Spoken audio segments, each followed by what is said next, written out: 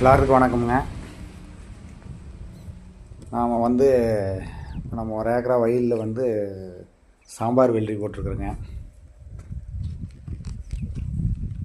இந்த சாம்பார் வெள்ளரி ஒரு டைமில் விலை எப்படி இருக்குன்னு சொல்ல முடியாது.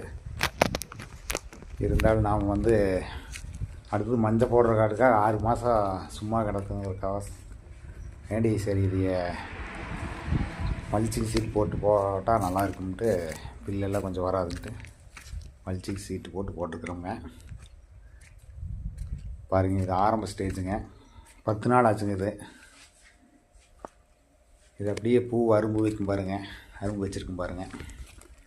இதுக்கு அடுத்தது பாருங்கள், பிஞ்சை காட்டுறேன் பாருங்கள். இதில் பிஞ்சு பிடிச்சிருக்குது பாருங்கள். இதுக்கு அடுத்தடுத்து நான் உங்களுக்கு